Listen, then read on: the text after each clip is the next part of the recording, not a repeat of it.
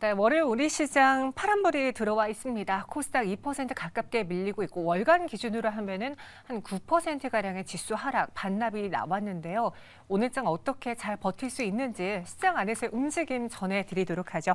레몬리서치 김민수 대표, 하이투자증권 이화진 과장 함께합니다. 안녕하세요. 안녕하세요. 네, 추석 연휴를 앞두고 이제 월, 화, 수 3거래일 남아 있습니다. 시장에서의 재미보다는 좀 힘든 시절인데요. 그 안에서 어떤 주제들이 눈에 띄었는지 먼저 화면으로 보겠습니다. 네, 오늘 엔터주 강합니다. 근데 엔터주뿐 아니라 중국과 관련된 소비주들이 좀 전반적으로 시장에서 아웃퍼폼해주고 있고, 그리고 우리는 또 추석 연휴 이후를 봐야 되잖아요. 그래서 3분기 실적과 배당주의 탑3 각각 들어보도록 하죠. 먼저 오늘 장에서 엔터주들이 강한 거는 무엇 때문인지 이화진 과장님, 저희가 주제를 오늘 선정할 때 엔터 이야기를 해보는 게 어떻겠느냐라고 선제안 주셨습니다. 일단은 우리가 최근에 이제 중국이 단체 관광 재개가 되게 되면서 네. 이제 하나가 사실 빠진 거는 엔터긴 하지만은 결국에는 이제 중국의 새로운 한국과의 관계나 이런 게 개선되기 위해서는 마지막 카드가 저는 이제 엔터주라고 좀 생각을 하고 있고 그 배경 자체는 아직까지는 해결되지 못한 중국에서의 콘서트 재개가 좀 그게 제일 중요하다라고 좀 생각을 하고 있습니다. 물론 1월 달부터 꾸준하게 시장에서는 중국에서 콘서트가 열리면 실제 매출 대비해서 20% 정도에 대한 밸류업을 할 수가 있기 때문에 대부분의 우리 엔터사들에게는 큰 기회가 좀 될 수가 있을 거라 생각을 하고 있고 결국에는 이제 하반기 때부터 사실 연말에 갈수록 콘서트 일정들이 하나 둘씩 쌓이고 가장 많은 매출이 기대되는 좀 성수기 좀 시즌이 다가오기 때문에 3분기 실적도 기대가 되고 더 좋은 4분기 환경까지 좋아진다. 결국 시진핑 주석의 이제 이 최근에 우리나라 이제 국무총리와의 만남을 통해 가지고 향후에 이제 방한 이슈가 나오게 되면서 좀 시장에서 좀 크게 주목을 받지 않았나 좀 생각을 하고 있습니다. 그래서 이 중국 소비주 안에서 가장 먼저 주목을 받았던 건 사실 화장품주였고요. 네. 오늘 시장에서는 또 엔터주들이 러브콜을 받고 있는데 과연 두 분의 선택은 일치가 됐을지, 어떤 종목 위주로 보는 게 좋을지 지금부터 확인해 보겠습니다. 각각의 탑3를 보시면요. 순위만 차 있을 뿐 종목은 똑같네요. SM, 하이브, JY펜터 순으로 김민수 대표님 골라주셨고 이화진 과장은 하이브, JY펜터, SM입니다. 대표님. 네. 이 정도면 거의 뭐 세 가지 안에서 1순위를 고른다라는 게 크게 의미가 없어 보이긴 하네요, 그냥. 아니죠. 아닙니까? 네. 나는 이화진 과장과 의견이 다르다. 어떤 입장이십니까? 왜 그렇게 또 꼬아서 얘기를 하십니까? 그런 거 아니고요. 예, 그런 건 다르다길래요. 아니고요. 네. 약간 성격은 비슷하지만 네. 느낌은 다르죠. 근데 물론 일단 중국의 유커의 귀환에 관심이 높은 건 사실인데 아까 보다 보니까 그래도 지금 항공편 관련된 쪽에서 어느 모 사이트가 집계한 결과 지금 이번에 중수절 연휴 기간 동안에 아시아 쪽에서 가장 많이 예약률 1위가 네. 상하이발 서울이라고 합니다. 네, 웬일이죠? 그러게요. 네, 그런데 그 다음이 좀 특이한 게 도쿄발 상하이도 있더라고요, 순위 요건에. 일본에 간 적이 없는데 왜 상해 쪽이 그게 이유일지는 모르겠지만 근데 결론은 이렇게 됐었을 때는 기대감이 점점 높아지는 건 사실인 것 같은데 그런 쪽에서 그걸 뺀다고 하더라도 엔터사들의 성과는 일단 3분기 때가 약간 주춤할 거로 봤습니다. 네. 그러다 보니까 그 다음에 조정을 받았죠. 근데 또 잘 보시게 되면 그 사이에 올해 활동했던 대부분의 아이돌들이 한 10월 달부터 11월 사이에 또 대거 컴백이 나옵니다. 그렇다는 얘기는 열심히 일한 거, 그냥 올해 연말까지 열심히 일해라 이렇게 하는 약간 채찍질은 아니고요. 네. 그냥 충분히 쉬었으니 이제 또 일해야죠. 네. 3개월 쉬었는데요. 네. 죄송해요. 네, 그래서 열심히 일하는 김에 계속 몰아치자라는 쪽이 나오다 보니까 새로운 또 앨범과 함께 복귀하는 그룹들이 속속 나오다 보니까 그에 따른 기대까지 생각하게 되면 4분기까지도 여전히 실적 기대감이 높겠다는 쪽에서 변화가 나오고 있다 이렇게 봐야 될 것 같습니다. 그중에서 SM은 신인 보이그룹 라이즈에 기대가 있다라고 해주셨는데 네. 사실 그 팬들사에서는 여자 아이돌의 명간인 JY펜터, 남자 아이돌은 이제 동방신기, 엑소 이렇게 해가지고 남자 아이돌은 SM이 명가다라고 하잖아요. 이번에 라이즈의 반응으로 인해서 SM의 주가가 그럼 좀 추가적인 상승도 가능하다고 보시는 겁니까? 네. 그리고 생각보다 비싸지가 않습니다. 아마 엔터사 쪽에서 YG를 빼놓고 네. 가장 밸류 메리트가 좀 높다라고 개인적으로 판단하고 있는데 어떻게 YG 같은 경우는 모르겠습니다. 회사 쪽에서 뭐 하는지 모르겠습니다. 예, 뭐가 뭐 어쩌다라고 나와야 되는데 확인된 바 없다. 맞아. 아직도 논의 중이다라고 하죠. 이제 논의는 무슨 논의 지금 다 잘못하게 되면 찢어지게 생긴 마당에 이러면 안 되겠죠. 그래서 뭔가 확실한 방향이나 변화를 가져줘야 그다음에 그거 없이도 나머지 뭐 베이비몬스터, 근데 베이비몬스터도 우리 아연이가 좀 또 논란이 좀 나오는 것 같아요. 그래요? 예, 활동을 한다 안 한다 이런 얘기가 더 있다 보니까 백문 화이팅. 네, 근데 중요한 거는 SM이죠. 네. 그래서 일단 NCT가 종료가 되고 그다음에 그 뒤를 메울 라이즈가 나오기 시작하면서 그러면 지금 SM이 보여주고 있는 SM 3.0과 관련된 멀티 레이블의 시작이 이제 들어오기 시작한다라고 하는데 또 그 사이에 에스파도 들어옵니다. 그 기간 동안에 그러다 보니까 어떤 여성 그룹도 있어요. 에스파라고. 예, 그렇기 때문에 SM을 너무 남성 그룹 쪽에 보지 않으셔도 될 것 같고 네. 전통적으로는 SM이 중국 쪽에서 인기가 많습니다. 맞아요. 네. 네. 그래서 SM을 탑픽으로 주셨고요. 그럼 반대로 물론 종목은 같지만 순위별로의 약간의 차이가 있는데 이화진 과장님은 어떤 기준으로 이렇게 세 가지 종목을 선택하셨는지 딱 보자마자 또 저희 시청자분들은 YG엔터가 두 분에게 다 없네라는 이야기를 올려주셨거든요. 그에 대한 생각도 궁금하네요. 먼저 YG부터 얘기를 하게 되면 네. 저는 이번에 블랙핑크가 재계약을 하든 안 하든 오히려 안 좋게 저는 생각을 하고 있습니다. 하면 좋은 거 아니에요? 재계약하면? 결국에는 비싸게 이 친구들과 재계약을 아. 한다고 해서 과연 성장성에 대한 모멘텀이 예전보다 더 많을까요? 이미 정점에 올라온 상황에서 여기서 더 성장이 제가 봤을 때는 힘들다. 왜냐하면은 그러면 블랙핑크가 재계약 안 하고 우리는 그래도 베이비몬스터가 있잖아. 네. 2016년 11월쯤에 21이 해체를 하고 블랙핑크가 나오면서 YG는 탄탄대로 갔습니다. 그때는 빅뱅도 있었고 지금 상황에서는 예전에 하이브와 같은 걸그룹들이 없었습니다. 지금은 뉴진스가 있고 르세라핌이 있고 그만큼 다른 대형사들에 대한 이게 구조적인 변화들이 깔끔하게 좀 체계가 굉장히 잘 잡혀 있는 상황에서 예전만큼의 YG가 이제 우리는 블랙핑크 없어도 베이비몬스터도 있고 트레저도 있고 잘 될 거야. 사실 트레저도 입지가 아직까지는 크게 올라오지 못했습니다. 결국에는 이게 하이브의 이런 체계적인 시스템이 어느 한쪽에 실패를 하더라도 다른 레이블에서 성공을 할 수 있는 올바른 구조가 제가 하이브가 구조적으로 가장 성장할 수 있다라고 생각을 하고 있고 그 다음에 이제 JYP가 SM이 하나 둘씩 이렇게 바뀌어간다는 측면에서 이제는 사실 중소형사들도 쉽지는 않을 것으로 보이겠습니다. 그거를 이번에 어트랙트 그 PPT가 보여줬던 것 같고 결국은 하이브는 항상 이제는 글로벌 시장에서 놀기 위해 준비를 하고 있는 상황이고 최근에도 약간 글로벌 걸그룹을 이제 만들었듯이 JYP도 마찬가지로 이제 다른 엔터사들에 대비해서 이제 조금은 노는 물이 조금 다르지 않을까. 하이브나 JYP가 이렇게 놀듯이 YG가 오히려 후퇴하는 모습인 것 때문에 하이브가 좀 더 나은 방향으로 가야 되지 않을까 생각을 하고 있습니다. 오죽하면 YG 엔터테인먼트에 대해서 그 보석함이라고 하잖아요. 너무 이제 꽁꽁 숨겨놓고 풀지 않는 보석함이다라고 하잖아요. 근데 하이브 역시도 방탄소년단의 이 한 그룹에 대한 의존도가 너무나 커서 주가적으로 매력도를 발휘하지 못했기에 그 아픔을 겪고 나서 지금은 많은 레이블로 다각화를 했습니다. 그것이 이제 하이브의 강점이다라고 했고요. 그럼에도 최근 주가는 좀 지지부진했어요. 전략을 세워보자면은 어디까지 좀 목표가를 볼 수 있을지요? 물론 이제 BTS와의 재가입 성공을 했고 뉴진스나 다른 걸그룹들은 어느 정도 성공적인 안차를 차지했습니다. 네. 제가 목표가를 30만 원 제시했던 이유는 오. 물론 뭐 종국도 조만간 이제 다시 뭐 공연 준비도 되어 있고 이제 다시 군대를 가겠지만은 결국에는 그 뒤에 멤버들 뭐 또 남성 그룹이 또 준비 중에 있습니다. 결국 하이브는 계속 꾸준하게 새로운 신인 아티스트를 만들 거고 거기에 따라서 앨범도 계속 꾸준하게 어느 정도 몇 달마다 주기적으로 발매를 할 거기 때문에 단순하게 팬덤이라기보다는 결국 이 회사는 언제든지 돈을 벌 준비가 되어 있다는 측면 주주 친화적인 입장에서는 오히려 하이브가 훨씬 더 돈을 더 많이 벌 수 있다는 측면에서 한 30만 원 정도는 빠르게 올라가지 않을까 생각하고 있습니다. 네, 30만 원의 목표 주가 주셨고요. 동시효과 구간에서 현재 4.77% 상승 마감 준비하고 있습니다. 김민수 대표님의 SM 목표가도 궁금하고요. 또 두 분에게는 YG 엔터도 없지만 중소형 엔터사도 없어요. 한때 엔터사들 내에서 큐브 엔터가 굉장히 각광을 받았던 그런 때가 있었잖아요. 네. 현 구간에서는 중소형 엔터사들에 대한 매력도는 좀 낮습니까?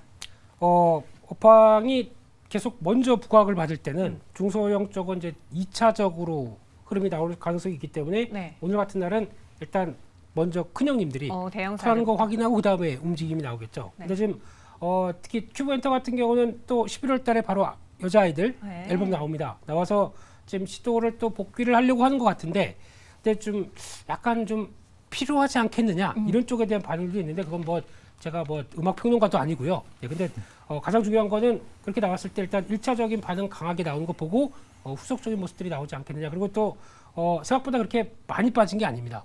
큐브엔터 같은 경우 그렇기 때문에 나머지 뭐 RBW나 나머지 회사들 같은 경우도 일단 물꼬를 터주게 되면 후속적인 매매 흐름들로 바라보는 게 맞지 않나 생각되고 있고요.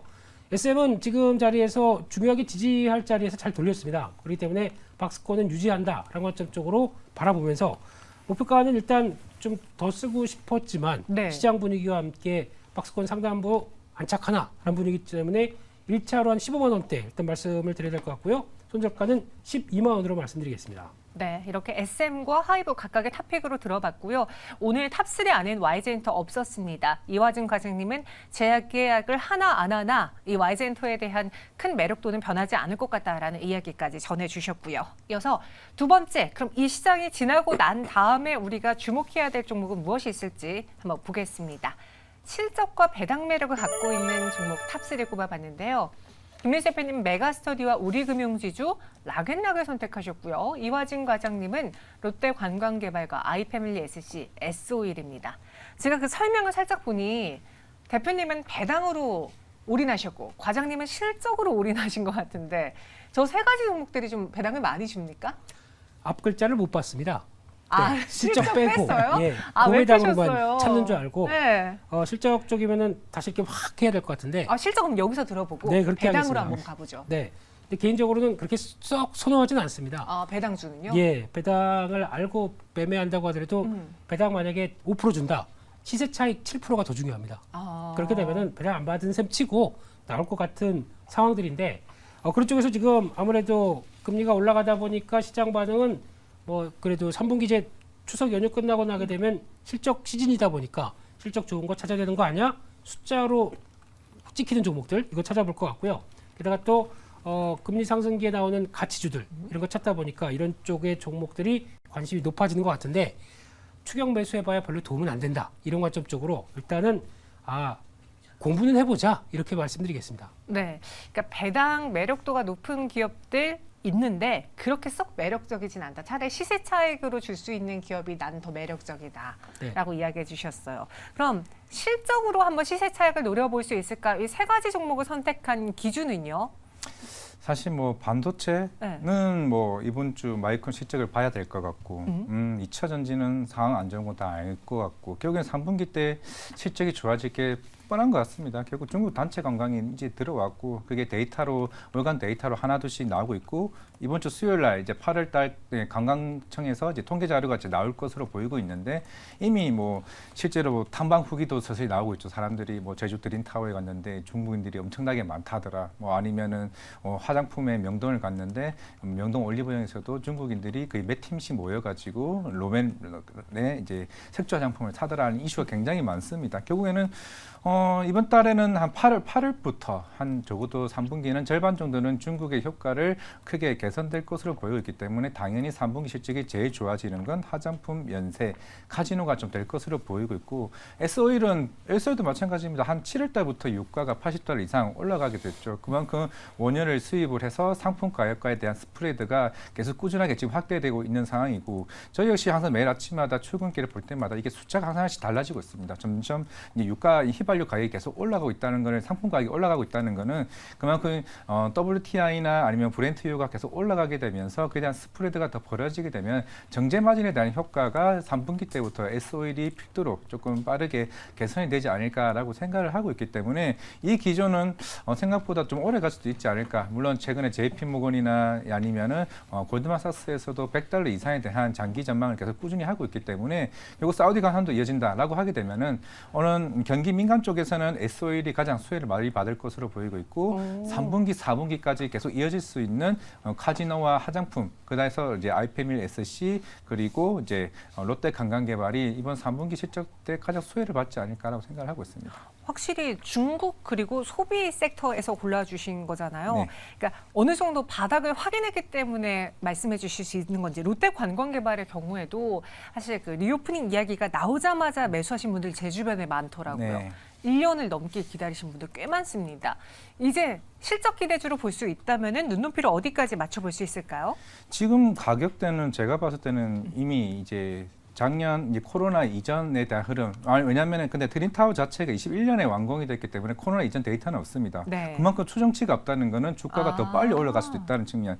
지금 선반영된 거는 이미 3분기 실적에 대한 선반영이라고 생각을 하고 있고, 그러면 이제 중국이 경기 침체인데 얘네들이 언제까지 올 거냐? 제가 볼 때 상반기까지 충분히 계속 이 흐름은 유지된다라고 가능을 했을 때, 물론 이번 실적 발표가 나오게 되면 이제 당연히 흑자 전환의 영업이익 자체가 이미 YOY 기준으로 거의 몇백 프로, 몇천 프로까지 나올 수도 있는 상황입니다. 결국은 컨센보다 얼마만큼 더 높아지냐 시장의 흐름이 좀 달라질 걸로 보이고 있는데 이미 제주 관광객 유입은 이미 전년 대비해서 코로나 이전 대비해서 거의 한 50%, 60%까지 지금 회복이 되고 있고 그 속도가 점차적으로 빨라지고 있습니다. 그러면 결국에는 지금 트윈타워 자체도 카지노에 대한 이제 객실 매진 상태가 계속 꾸준히 지금 이어지고 있는 상황이기 때문에 제가 일단 롯데 관광개발은 한 2만 원 가격대를 좀 제시하도록 하겠고요. 그리고 손절가는 한 12,000원 정도로 제시하도록 하겠습니다. 네, 그래서 롯데 관광개발 선택해 주시고 김민수 대표님, 네. 만약 현재 즉석에서 실적 기대주 한 종목을 꼽아달라고 하면은 어떤 종목 꼽아주시겠어요?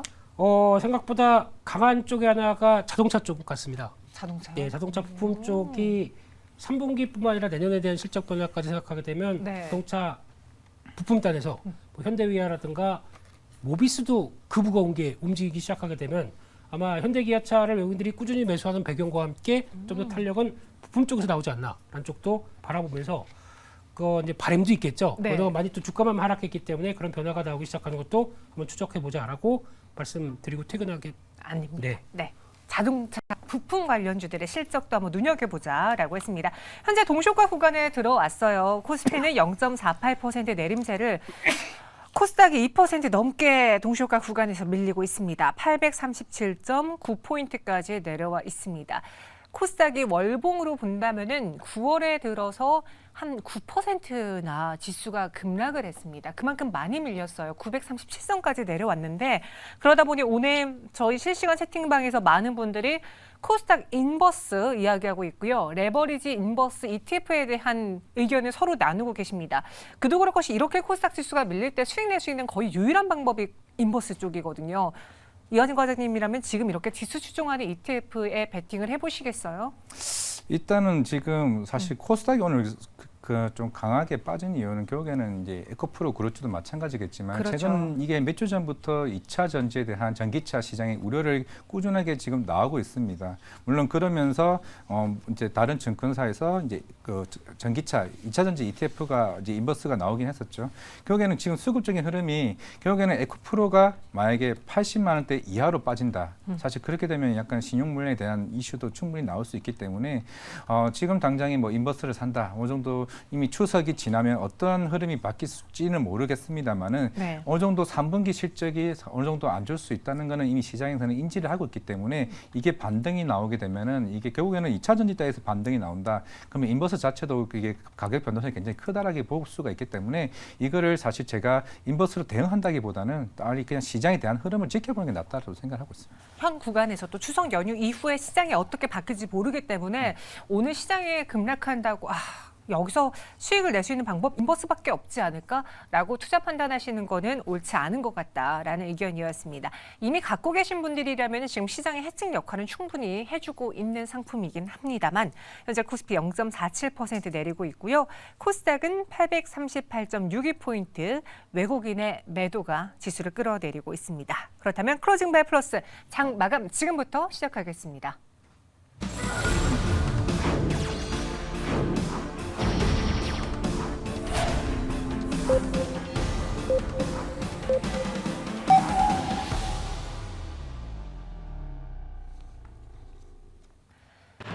(9월 9월 25일 월요일 우리 증시의 장을 마쳤습니다. 9월의 경우에는 특히나 추석 연휴를 앞두고서는 수급 공백을 매년 겪어왔기 때문에 시장에 재미가 없었다라는 건 알고 계셨습니다. 그런데 단순히 수급이 부재한 것이 아니라 매도하려는 세력들의 이 매기세가 너무나 강하기 때문에 지수가 연일 밀려나고 있습니다. 오늘도 코스닥 쪽에서는 2차 전지주의 급락이 나오면서 지수가 다소 크게 매를 맞았습니다. 이럴 때 어떻게 대응을 해야지 좀 손실을 줄일 수 있을까? 오늘도 많은 분들이 고군분투했는데요.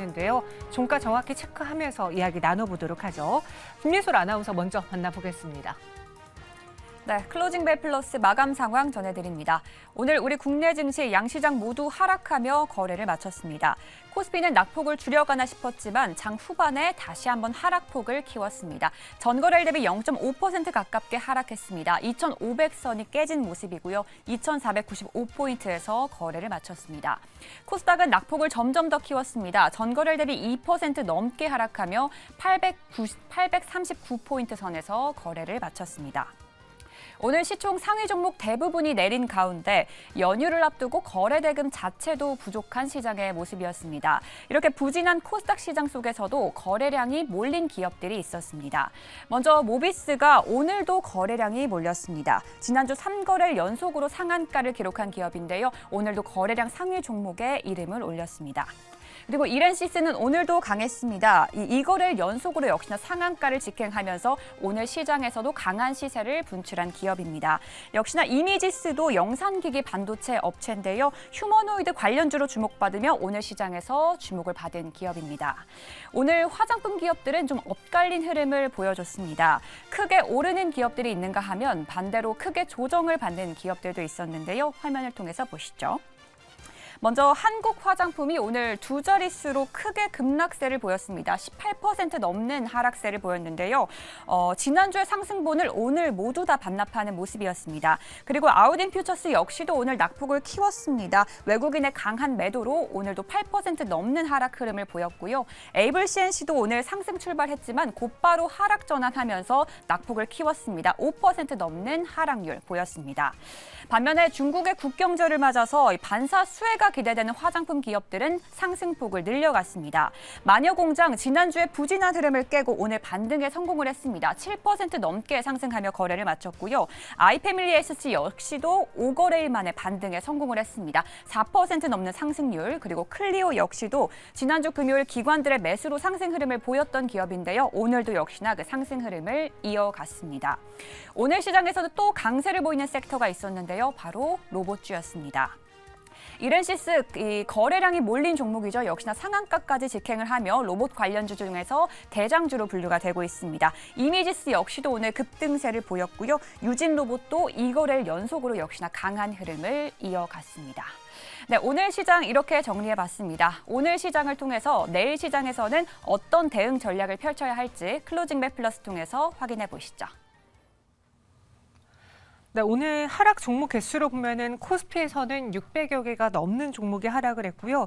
코스닥에서도 무려 1,236개의 종목이 내림세로 마감을 했습니다. 일상 하루에 1,000개 이상의 종목이 하락할 때 코스닥에서 오늘 정말 많은 종목이 내렸네요라고 말씀을 드렸는데 요즘은 1,100개, 200개, 300개 그 숫자가 점점 늘어나고 있는 것 같거든요. 오늘 코스닥 마감에 대해서 좀 자세하게 짚어보죠. 김민수 대표님 어떤 특징이 있었습니까? 네, 오늘 코스닥 좀 더 얘기하기가 좀 짜증나는 날입니다. 네, 그 정도로 2% 이상 하락하면서 네. 주요 지지권들이 다 무너졌는데 주봉상으로는 아직 안 무너졌습니다. 다행이네요. 네, 그래서 830선 초반이 어떻게 보면은 지지도 할 수 있을 만하긴 한데 그건 뭐 좀 더 지켜봐야 될 것 같고요. 오늘 시가총액 상위 종목 에코프로 형제들 8%대 하락하다 보니까 시장이 버틸 수가 없겠죠. 이런 쪽에서 그나마 버팀목으로 나왔던 거는 알테오젠 같고요. 알테오젠이 다시 눌렸다가 빠르게 복귀하면서 한 15% 상승으로 주가의 탄력들 강하게 살아나는 모습들이고 말씀드렸던 JYP를 비롯한 엔터사들이 조금 더 힘을 내주면서 주가도 좀 강한 변화가 이어졌고요. 또 하나 시총의 한 10위권 밖에서는 HPSP가 네. 그래도 반도체 쪽에서 어느 정도 좀 긍정적인 모습들 살아나기 시작하면서 3%대 상승세를 보이면서 시장에서 좀 선방을 해줬고 마찬가지로 동진세미킹도 저점 확인하면서 움직이는 변화가 나오다 보니까 이런 흐름들이 이어졌는데 가장 중요한 거는 오늘 코스닥을 무너뜨린 주역이라고 하게 되면 외국인이죠. 네. 외국인들이 한 1,300억 정도 매도를 하다 보니까 그를 그대로 개인 쪽에서 소화는 했지만 그나마 기관이 살짝 도와준 것 빼고는 별로 뭐 수급적으로는 변화가 없었기 때문에 아무래도 지금 시총 상위 2차 전지 쪽에 대한 집중 포화가 시장에 대해서 이렇게 만들어진 배경이 아닌가 생각되고 있습니다. 네. 그런 와중에 버텼던 종목으로 말씀해 주신 것처럼 엔터주들의 흐름 좋았고 화장품주들의 강세도 보였습니다. 지금 시장에서는 뭔가 피난처를 찾고 있어요. 그런데 최근에 실적 나쁘지 않아? 근데 이번에 연휴 기간이 길기에 연휴 끝나고 쏟아질 뉴스를 특히나 많은 분들이 소비주 쪽에서 기대하시는 것 같은데 오늘 화장품주들의 마감은 어땠습니까? 예, 결국에는 뭐 그동안 클리오나 아이패밀리, 에스시오 같은 색조 화장품은 사실 뭐 일본에서도 성공을 했지만은 네. 그만큼 중국 쪽들도 이런 트렌드에 대한 색조 화장품 기대가 이제 큰 것으로 보이고 있는데 우리가 이제 정확하게 한 달 전에는 중국 단체 관광이 나왔을 때 대부분 면세, 카지노, 어떻게 보면 화장품을 가장 뒷전에 이제 두고 있었습니다. 왜냐하면은 그동안 중국 쪽은 로컬 브랜드가 꾸준히 치고 올라왔었기 때문에 이 국내 일반 대중 화장품 자체, 대형 화장품 자체가 생각보다 일어날까라는 이제 흐름이 있는데 물론 이제 이번 주 통계청 나올 거고 이제 10월 추석이 끝나고 나면은 이제 화장품 월별 데이터가 나옵니다. 결국 이거 9월달 데이터가 굉장히 좀 중요할 것으로 보이고 있고 아모레퍼시픽도 2분기 때 실적 발표하고 나서부터 이제 그 바닥을 치고 올라왔습니다. 그 이유가 북미 쪽 시장 점유율을 큰 폭으로 확대했고 거의 2배 이상 이제 YOY 기준으로 성장을 했고 물론 LG생활건강 같은 경우는 면세 쪽에 대한 이제 법인의 이제 비중이 굉장히 크기 때문에 면세 쪽의 회복이 이번에 얼마만큼 회복이 되느냐에 따라서 좀 바닥을 잡지 않을까 생각을 하고 있습니다. 그러면 이제부터는 과연 색조 화장품 가는 애들을 따라갈 것이냐 아니면 아모레퍼시픽이나 아니면 LG생활건강 같은 대형 화장품단이 얼마만큼 크게 개선되느냐 좀 중요할 것으로 보이고 있는데 물론 아모레퍼시픽 이번 3분기 실적 아직까지는 중국에 진출하고 있는 설화수에 대한 재고 부분이 아직은 많이 남아있기 때문에 그에 대한 실적 기대는 조금은 낮출 필요는 있지만은 북미 쪽과 국내에서 중국인들이 와가지고 샀던 국내 매출과 면세 법인 쪽에서 매출이 크게 좀 기대될 것으로 보이고 있습니다. 결국에는 굳이 지금 물론 저도 이제 뭐 아이패밀 SC나 클리오 정말 좋아하긴 하지만은 네. 이제 너무 빠르게 올라가고 있는 주식을 따라간다기보다는 오히려 아모레퍼시픽 같은 안정적인 종목들을 따라가는 것도 좀 괜찮지 않을까라고 생각을 하고 있습니다. 오, 대형주단에서의 상승폭이 좀 더뎠기 때문에 그쪽으로 바꿔보는 것도 괜찮아 보인다라고 현 구간에서의 대응 전략이었습니다. 오늘도 상승한 종목 내에서는 위메이드가 눈에 띕니다. 최근 9월 한 말쯤부터 거래가 수반되면서 주가의 변동폭이 커지고 있는 대표적인 종목이거든요.